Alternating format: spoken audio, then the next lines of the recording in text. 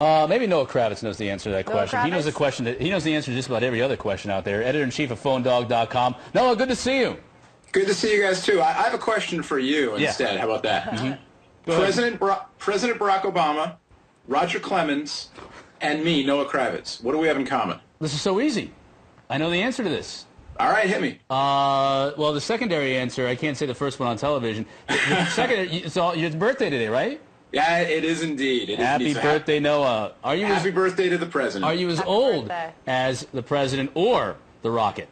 I would take the president. I hope I don't at least look as old as the rocket does these days. All right, good. Well, and based on the rocket's supplement routine, you're probably younger on the inside than the rocket. On the anyway. inside, yeah. Yeah, exactly. Well, let's talk about something brand new, unlike the rest of us, the Torch 9800. What do you make of this from BlackBerry? Is it a game changer for them? You know, it's very interesting. I did a piece on, so they had the launch yesterday in New York with AT&T. I wasn't there. I'm out in California. Adriana, one of our reporters, was there. And so, I was talking to her last night about it. And aside from a minor lag in some of the performance on the operating system, and it's less of a lag than more sort of a pause when like a web page is loading, you have to wait, and then once it's all loaded, then it goes. Aside from that, she said it's a great device. It's thin, the screen's nice, legendary BlackBerry keyboard, the whole thing, and not only the device but their new operating system, OS 6. Which looks to be, they didn't alienate the enterprise users who are used to the simplicity and the solid messaging and all of that. But now they're bringing in more of the social networking, totally revamped web browser, which, according to Adriana and some other people I talked to, looks to be really good. And that was one of the big things, a lot of BlackBerry loyalists I know were like, when can I get a decent web browser? And it looks like now they've got it.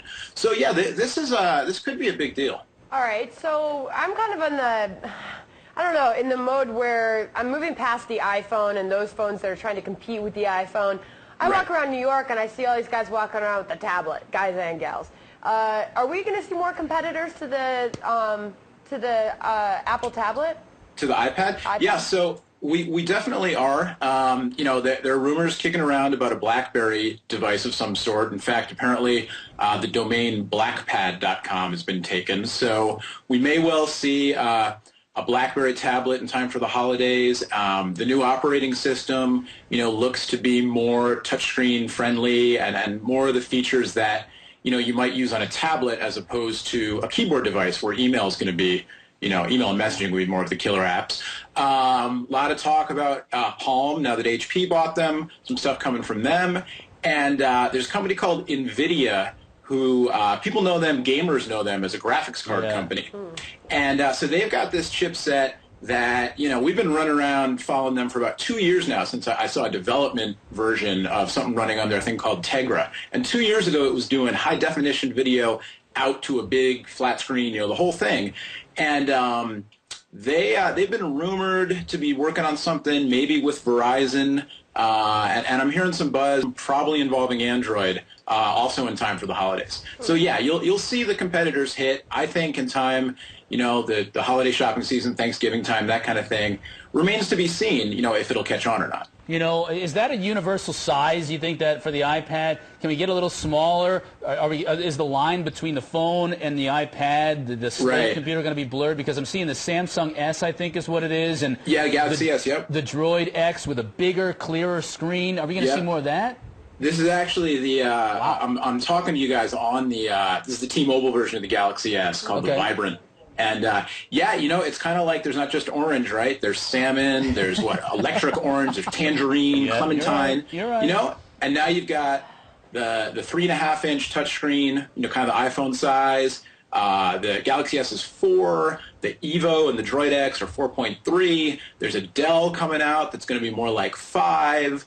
A lot of talk about 7-inch, and then the iPad, is more like 9-inch. Yeah. So, what's the story? Goldilocks and the Three Bears. This one's too big. This one's too small. This one's just right. Yeah, really. Just when they start to make these phones smaller, all of a sudden they're now making them bigger, and that's better. So yeah. So I myself, I've been using an iPad for a while. More for work purposes than personal, and I find myself going back to, if I can do it on the phone, if I'm consuming, great. If I need to work, I need to go to a computer with a keyboard and everything. Hey, Noah, are there, what's like the latest, coolest apps out there? You always have something interesting. The latest, coolest apps. I actually, this may not sound latest and coolest, but I've been doing e-reading for the first time, really, in the past month or so, and I've been trying reading the same book on different devices. So I've got a Barnes & Noble Nook, I've got the iPad, I've got Kindle running on Android, that whole thing. And I'm starting to understand now. I've always been, even though I'm a big tech geek, I've always been paper books and magazines and stuff. But I'm starting to get it now because I have it on my phone, and I'm actually reading more than I have in the past 2 years because it's always with me. And I can just pick up the book, read a few pages, put it down. So the other thing that I think is really big, I'm also a music guy, and there's a little bit of a war starting to happen in the U.S. With these subscription-based, all-you-can-listen-to music services that now run on your cell phone. So there's one called Mog that just came out. There's Radio, RDIO, Rhapsody, of course. And the cool thing about the newer ones is that you can it's not just streaming, so you have to have cell phone service, but you can download the music to your phone. And as long as you keep your subscription up, you're paying the $10 a month, you can load up your smartphone with music, and you can listen to it, if you're on a plane or on a subway, if you're in New York or whatever, where you don't have service. So to me, that's pretty interesting. And of course, a lot of rumors about Apple, since they bought this company Lala a while ago, working on some kind of a cloud-based streaming music and possibly video solution. Again, thinking maybe that'll hit. I think they'd love to roll it out at their traditional iPod event in September. I don't know if they'll be able to or not. All right, Noah Kravitz, editor-in-chief of PhoneDog.com, all the latest on all the gadgets. Thanks, Noah. Thanks, Noah.